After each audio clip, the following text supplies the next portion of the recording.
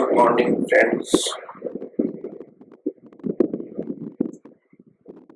Today I will continue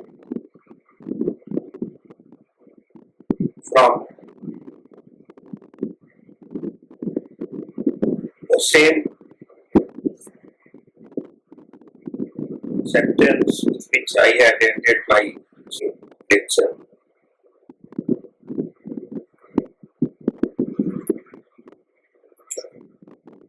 Max Weber once said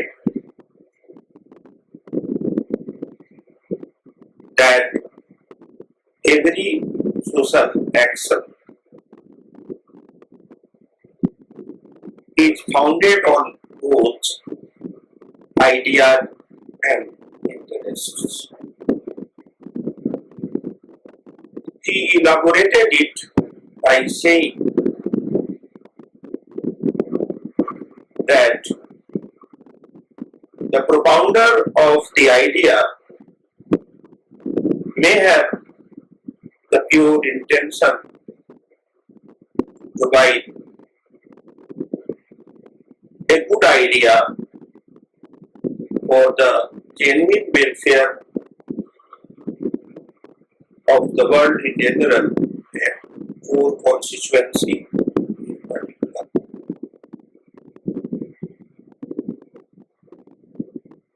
If his idea appeals to the people, he may emerge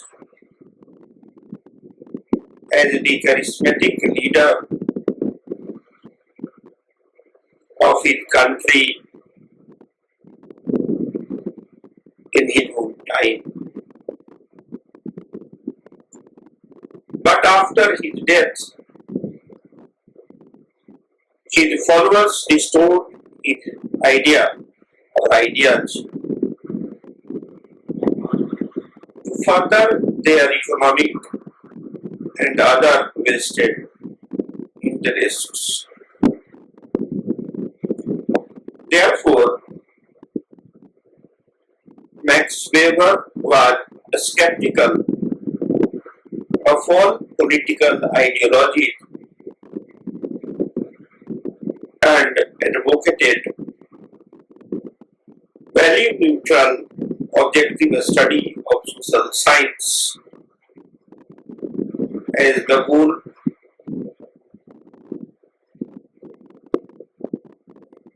of his academic life. As you know, Max Weber was a practicing politician and legal luminary of his time, but at the end of his life, roughly for 20 years, he renounced active politics and legal advocacy and devoted his last 20 years for value-neutral objective study of social acts. In the same way, Karl Marx was also a revolutionary leader. After the completion of his academic degree in philosophy in Germany, primarily after his migration to France. But once his attempted revolution of 1848 with Frederick Engels failed, he renounced politics and devoted his last last 40 years as a pure academician,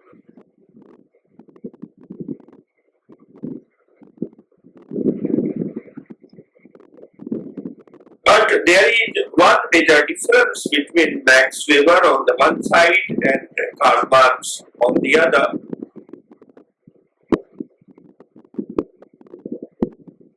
Following Max Weber's own characterization of three types of leadership,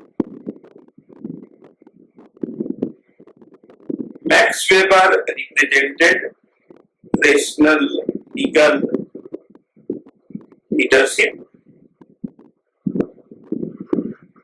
whereas Karl Marx represented charismatic leadership. Emile Durkheim was not a political leader or even an academic activist, in the same sense in which we can regard Max Weber and Karl Marx as academic activists.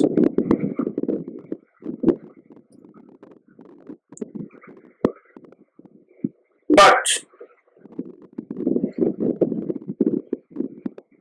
as I said, there is a difference between Max Weber and Karl Marx.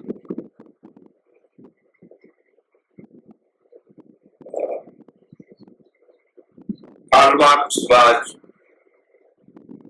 a charismatic leader of his time. His ideas appealed to almost half of the world, at least before the fall of the Berlin Wall in 1989. In other words, after his death in 1883 to 1989, Marx was perhaps one of the most popular charismatic leaders, an icon, a demigod.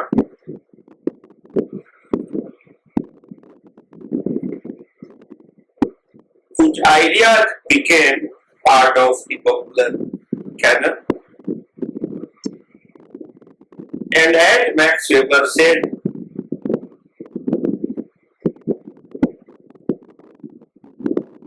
his followers, like the followers of Max Weber himself, distorted their ideas. If much of the writings of Karl Marx were distorted by his friends like Friedrich Engels and disciples like Vladimir Lenin or Mao Zedong to suit their vested interests, including the economic interests, the ideas of Max Weber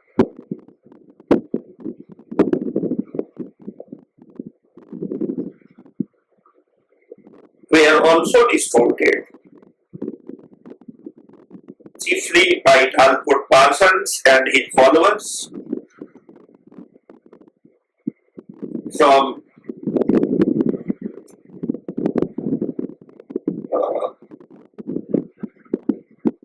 the First World War until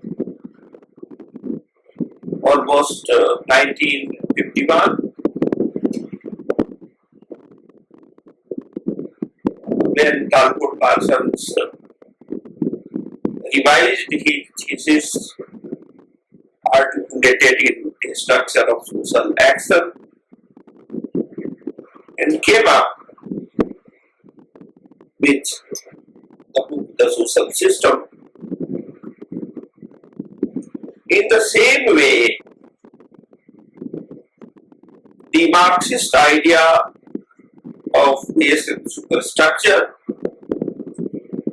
was distorted by political Marxism,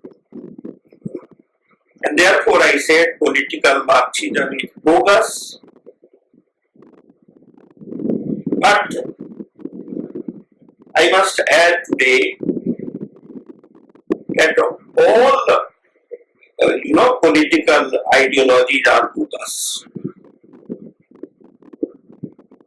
In case political Marxism is bogus, political Weberianism or Parsonianism is also bogus. And as a serious student of sociology, we must differentiate between the original idea of the three theorists and their political distortions by their followers or opponents.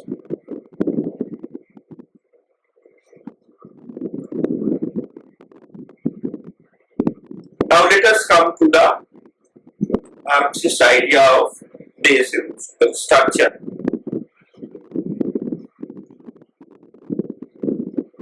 Capitalist production is generalized commodity production.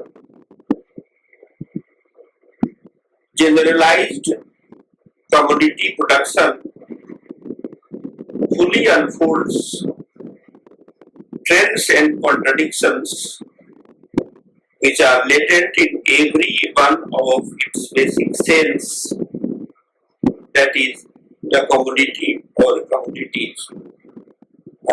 Basic cells of economy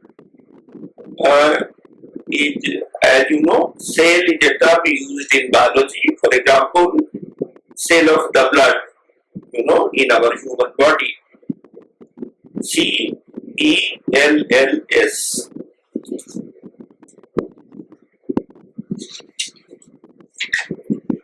Just as surplus value and capital emerge logically from analysis of value and exchange value, so too does the capitalist mode of production emerge historically from the growth of commodity production. Without simple commodity production, no capitalism can come into existence. Simple commodity production, a form of production which existed for nearly 10,000 years before modern capitalism was born. Now this is important, that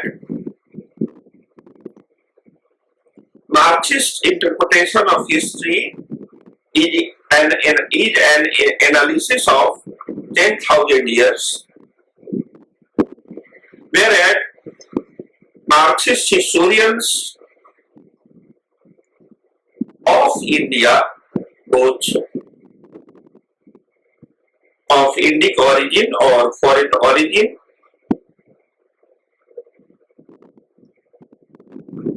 believe in the Indological or Orientalist construct of Indic space and time, and they do not go beyond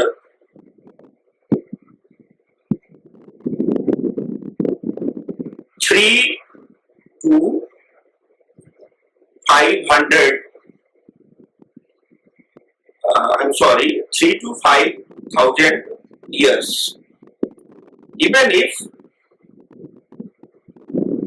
some of them teach or write about ancient Indian history, this is the difference between Karl Marx,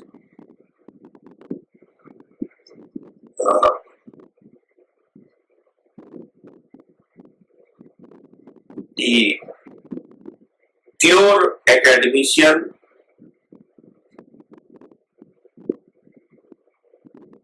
during his last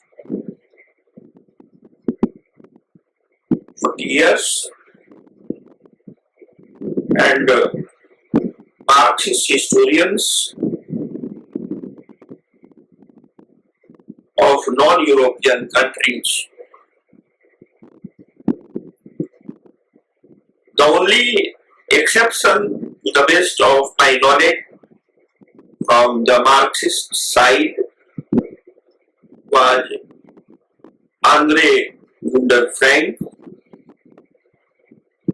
who was a staunch Marxist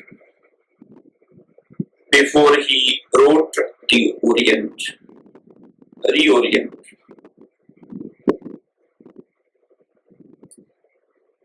There have been revisionists in Marxist school. For example, Zygmunt Bauman and Friedrich Jensen,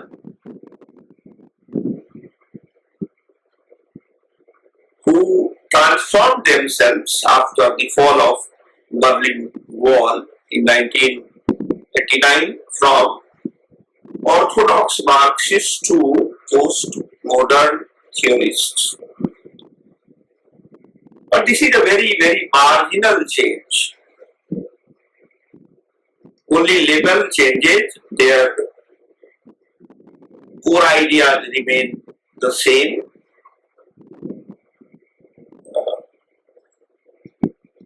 Marxist or distorted Marxist or revisionist.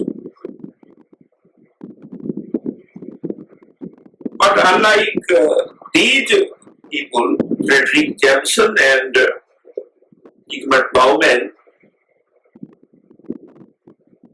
two Marxist scholars, Hans Mendel, who came up with late capitalism, and Andre Gunder Frank, who came up with Reorient, first book and second book, Reorienting the 19th century. They, revised the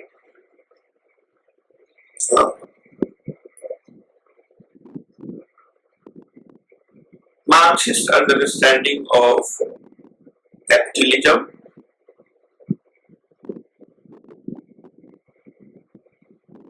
in a fundamental way, and both were instrumental in the growth of world system analysis under the leadership of Immanuel Wallerstein. Anyway, let us come to Karl Marx himself.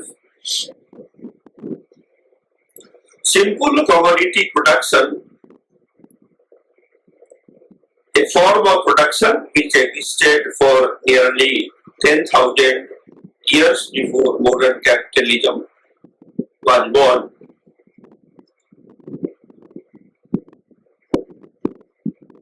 But it found its fullest flowering only before 13th to 16th century AD in northern Italy, Japan, and later on in Britain. Therefore, we see a clear departure from the other European scholars of the time who tried to deny Catholic capitalism or Jewish capitalism, which emerged during 13th to 16th century.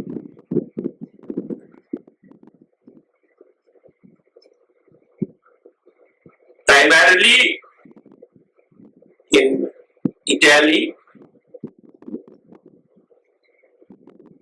but Marx did not study other contemporary Catholic capitalist countries of 13th to 16th century, namely Dutch capitalism, Spanish capitalism, and Portuguese capitalism. He just took Northern Italy as a representative of,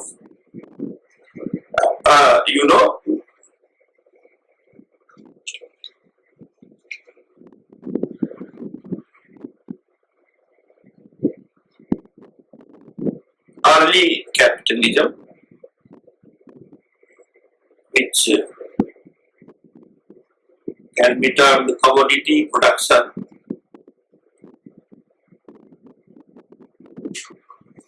And then he took Japan as a representative of Asia,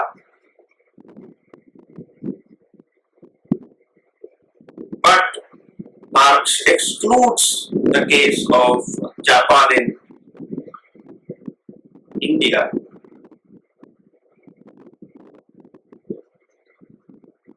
Marx did it not intentionally, but he was not familiar with the data, reliable economic data about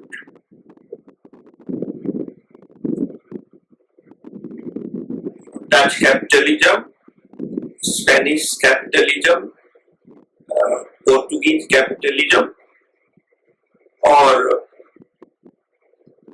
Chinese economic enterprise or Indian economic enterprise. But at least he tried to cite examples of northern Italy and Japan as an instance of the earliest stage of capitalism before capitalism was rebranded and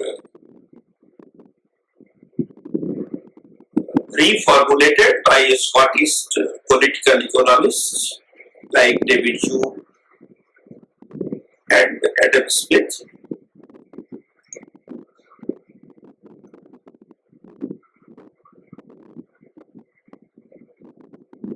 Now, this makes him relevant even today when we see the rise of China and India, also the rise of Russia under Putin, and rise of Brazil.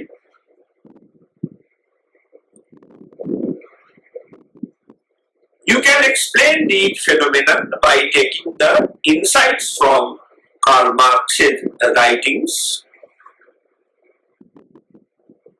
The same cannot be said about John Marx or even Max Weber. Although there have been recent attempts by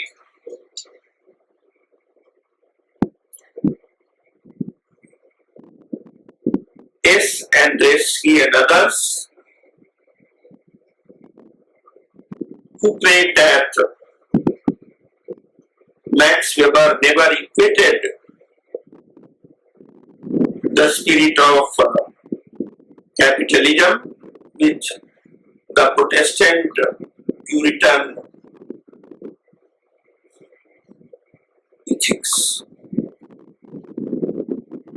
Anyway, we are not going into finer details of these academic debates. Let us come to the next point. It is impossible to separate the scientific content of Capital from its revolutionary intention.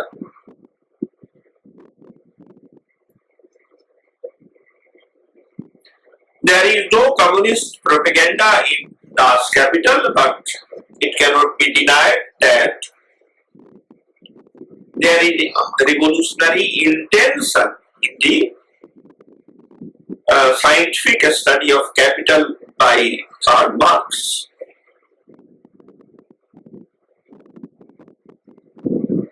As you know, I have said in earlier lectures, Marx was not an utopian socialist.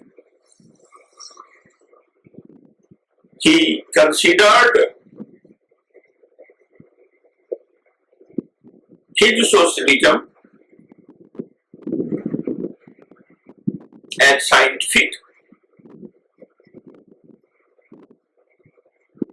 and his scientific socialism or communism was based upon a scientific foundation, primarily provided by Newtonian physics. But as I said in one of the earlier lectures,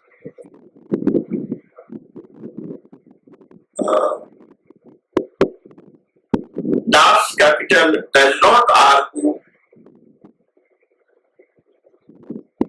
about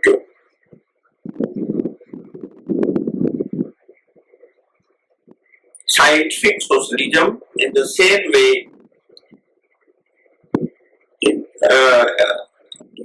as Frederick Engels argued in his famous book Dialectics of Nature. Scientific analysis of capitalist mode of production, Marx demonstrated,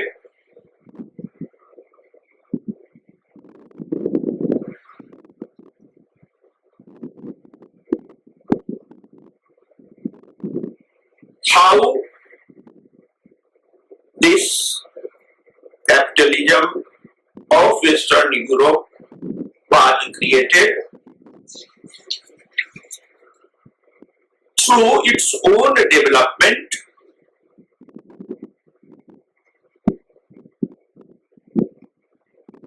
that is, the economic, material and social preconditions for a society of associated producers.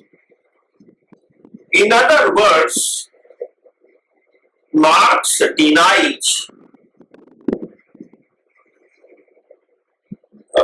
the role of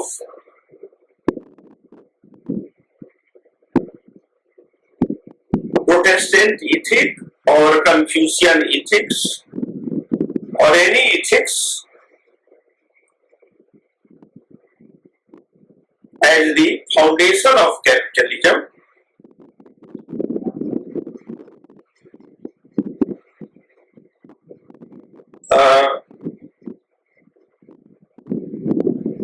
He did not say that there is a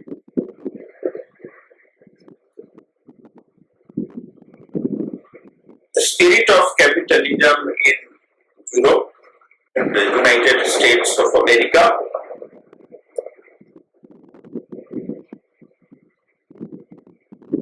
But he did not believe that it came from religious ethics. In case you are interested, you can refer to a compilation titled On the Religion, and the author's name is Marx and Engels, Of course, it is eclectical compilation and selection, but it is not very unreliable. You can rely on it to a large extent. It is an academic excursus to develop the view of Karl Marx and Friedrich Engels about the role of religion in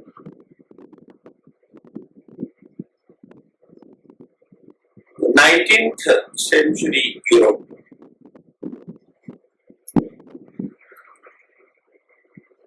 Now I have been arguing about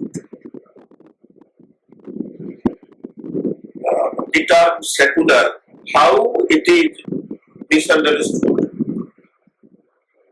outside Europe. Today I wanted to share a few lines under the light of this book on religion by Marx and Engels.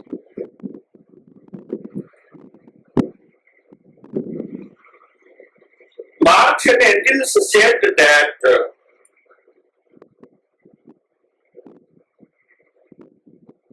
religion is the hope of the hopeless. It is the soul of the soulless.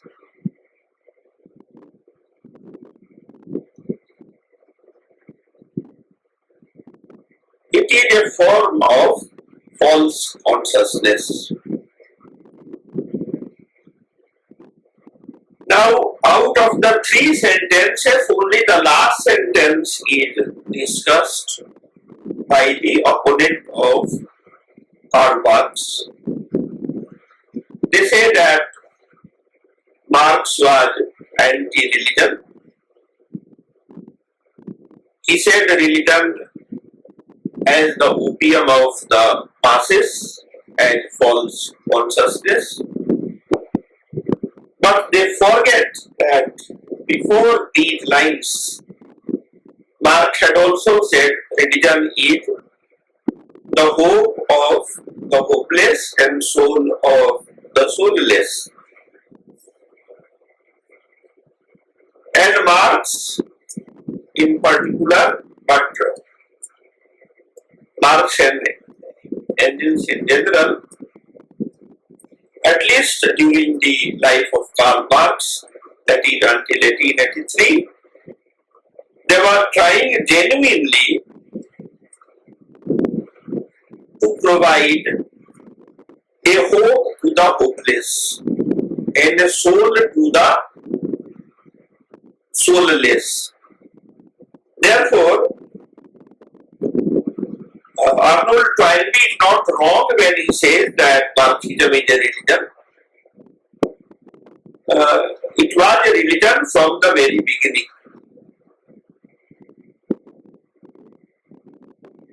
Because Marx and Engels were trying to provide an alternative hope and an alternative soul, at least to the exploited laborers, the working class of Western Europe.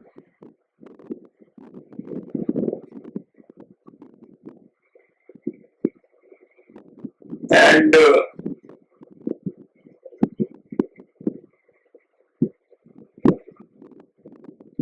this point is complementary to both Lombard's book or a study, The Jews and Capitalism by Lombard, and Protestant Ethic and the Spirit of Capitalism, published in the name of Max Weber by Talbot Parsons.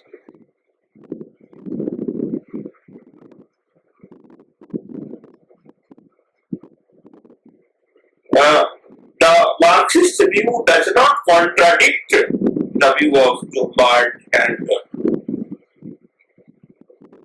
Max Weber. It only says that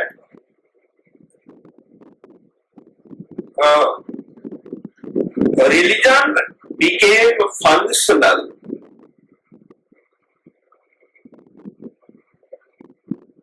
when capitalism was already a developed phenomena and it was making the life of the workers,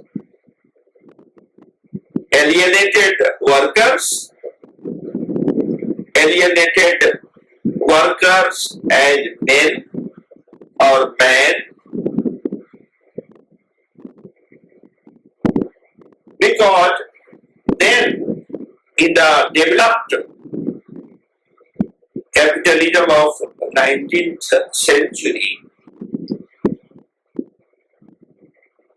there was no hope among the workers. They were living a very wretched life, and there was no concept of soul.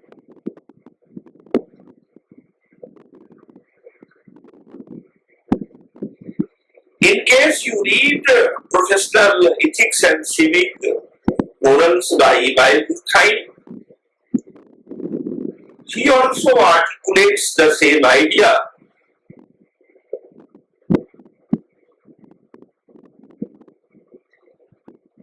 The difference is that of emphasis. Marx said religion played no role at all in the development of capitalism, as it existed from 13th century to 19th century, primarily in Western Europe, although later on religion was used as the opium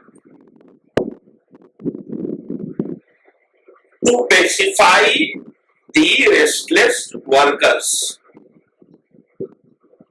to provide them some hope of a better future, to provide them some assurance that good days will come. In case you are familiar with the Marxist activist groups in South Asia, primarily in India, there is a very popular song, "Hum honge kamyab ek din." This is rooted in the Marxist idea of scientific socialism as an alternative source of hope and alternative source of soul, that is the essence of human life or meaning of life.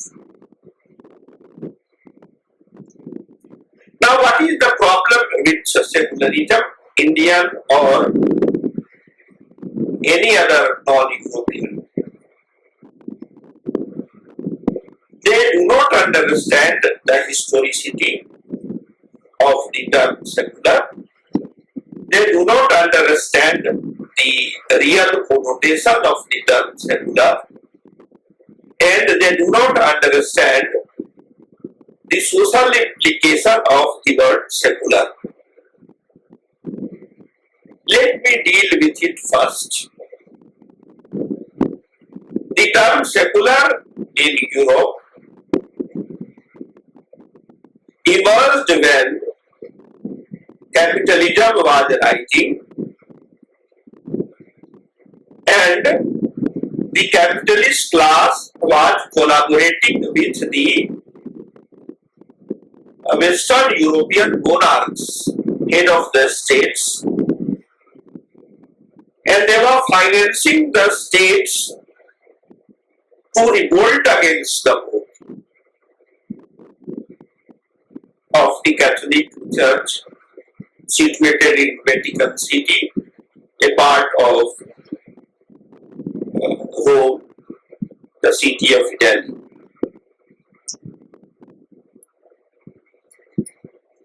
Therefore, secular means against Catholic Pope, against Catholic Church. And it is a very unholy alliance between the capitalist class and the kingly class or the political class.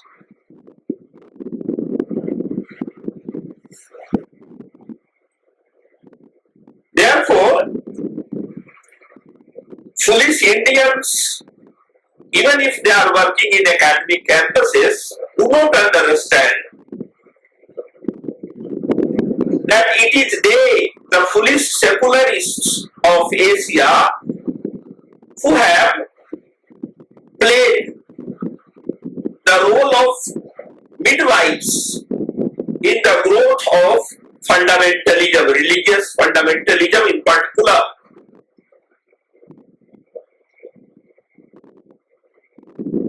There is a proverb in Hindi, बंदर के हाथ में नारियल, coconut in the hand of monkeys. Political Marxists working outside or inside universities in India are the real, culprits of the growth of fundamentalism in Asia or Africa or Latin America. Because they are foolish people, they do not understand who are their enemies and who are their friends. Mostly, these academic activists are academic colleagues who indirectly work for the growth and development of capitalism outside Western Hemisphere. And they do not understand what they are doing by advocating a secular state.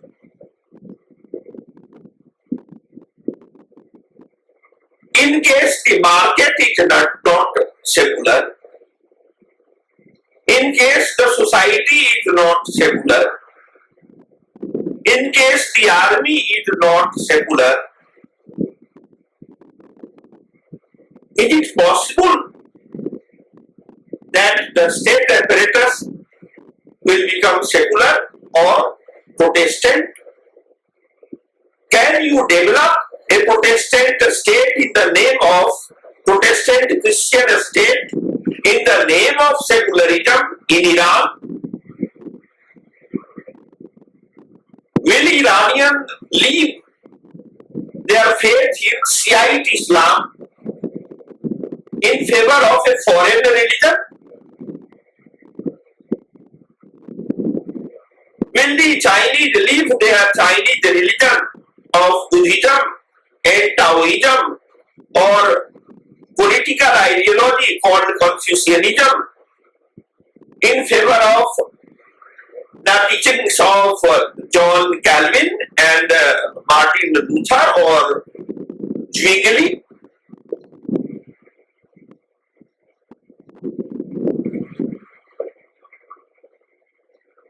Anyway, let us come to the method of the capital, the book written by Karl Marx. The method of dialectical materialism or materialist dialectics can be understood in the following sentences.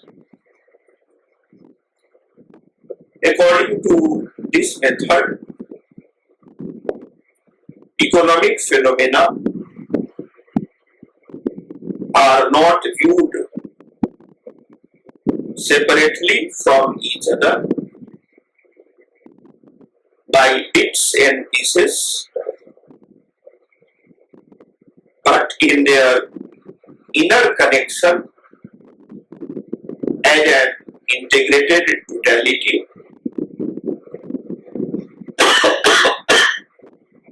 Excuse me, I'm not well today.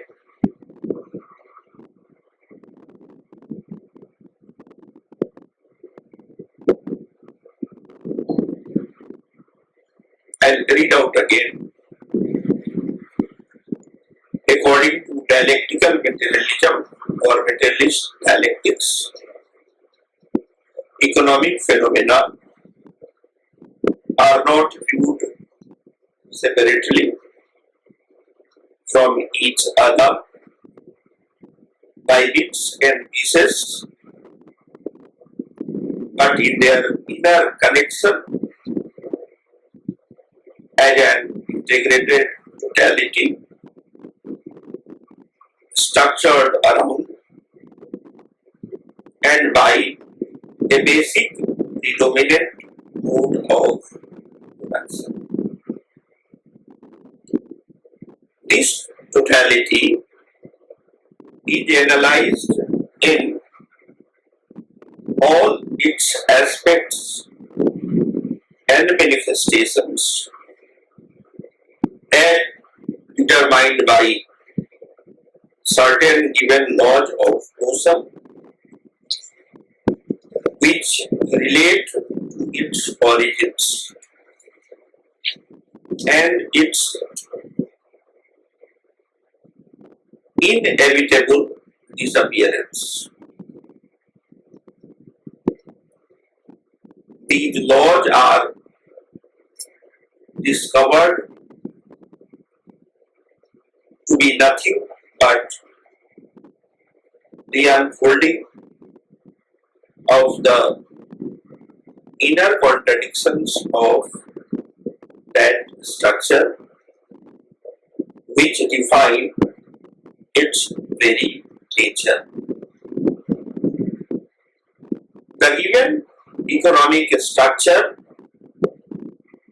is seen to be characterized at one and the same time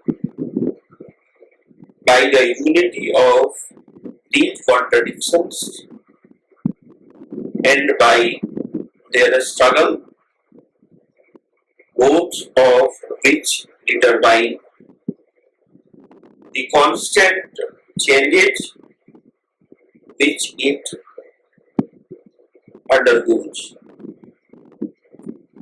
The quantitative changes which constantly occur in the given mode of production through adaptation, integration of reforms and self-defense that can be said social evolution or economic evolution or just evolution are distinguished from those qualitative changes which by sudden leaps produce a different structure, a different mode of production. Hegel, who spurred on by the French Revolution of 1776, 1789, 1776 is the date of American War of Independence. French Revolution of 1789, and this is not a 1 year affair. French Revolution started in 1789 and it lasted until 1899. During this period, a person called Robespierre or Robert Pierre was the leader, and then by 1899, Napoleon Bonaparte gradually emerged as the Vladimir Putin of French Revolution. I will read it again. Hegel, who was spurred on by the French Revolution, catapulted dialectical thought back into the modern world. He had written his thesis in 1801 on philosophical dissertation on the orbits of the planets, which is interesting that Hegel, with the guru of early Marx and who is regarded as a secular philosopher, because he was the ideologue of the secular Protestants of Germany. He wrote the first book, that is dissertation, not about philosophy of man or nature or history. Rather, his PhD thesis in 1801 was on philosophical dissertation on the orbits of the planets. Then in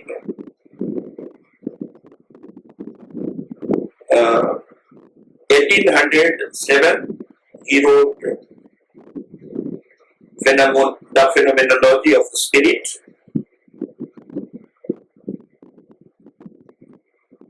Then in 1812, he wrote the Science of Logic in 3 volumes. The first volume came in 1812, second volume came in 1813, third volume came in 1816, and together the 3 volumes were revised in 1831. This Science of Logic by Hegel and Principia Mathematica of Isaac Newton are the scientific foundation of Marxist socialism, or his dialectical materialism or materialist dialectics, which also took into account 1820 book of Hegel, Elements of the Philosophy of Right, and then in 1837 book, Hegel's lecture on the history of philosophy. Then Marxist aesthetics is to a large extent founded on Hegel's lectures on aesthetics, published after Hegel's death by his followers. I am not sure to what extent it is the work of Hegel himself, or to what extent it was distorted or improvised or revised by his followers. Anyway, Hegel's dialectics were idealistic. He said the basic motion was that of the absolute idea. Material reality was only the outward appearance of the ideal essence. On the other hand, for Marx, the dialectic is materialist. The ideal is nothing but the material world of people reflected in the mind of man and translated into forms of thought. The basic laws of motion of history, according to Marx, are those of real men. themselves producing their own material existence in a given social framework. The development of thought corresponds in the final analysis to that of basic movement and reflects it albeit through many mediations. Marx came to understand the operations of the capitalist mode of production through a thought process that was itself a product of that mode of production of bourgeois society and its contradictions. For example, the development of classical German philosophy, English political economy, French historiography and political science, pre-Marxian socialism, etc., played a role in the development of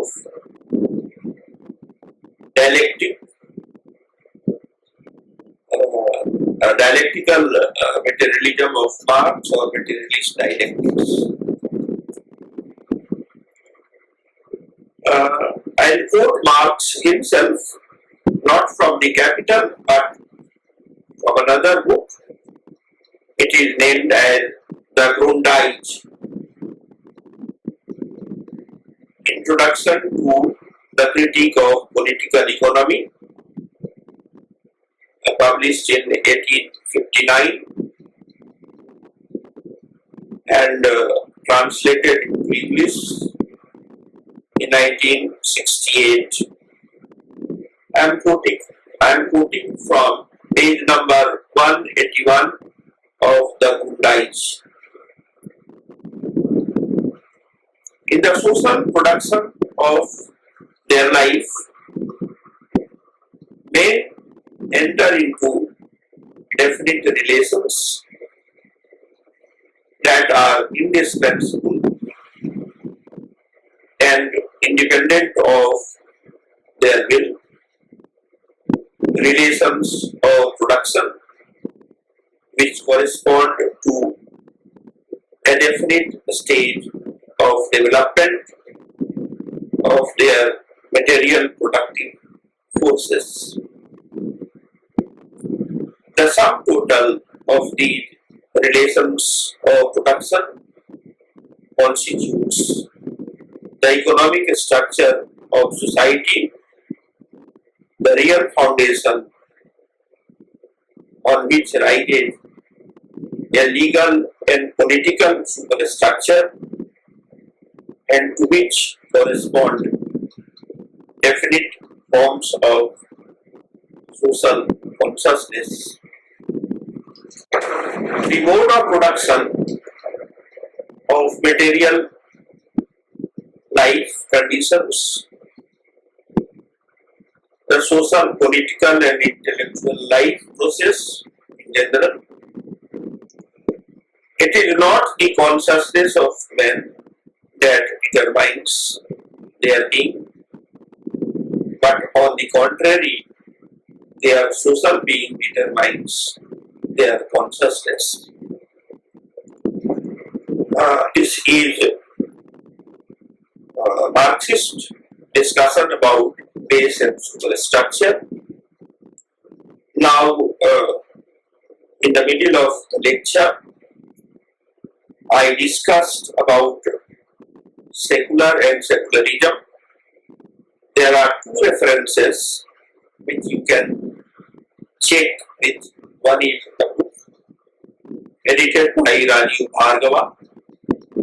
The name of the book is secularism and its critics. You read particularly articles by Ashish Nandi and T.N. Madan. The second book is Religion, Modernity and Post-Modernity, edited by Paul Hilaj. In that book, there is an article by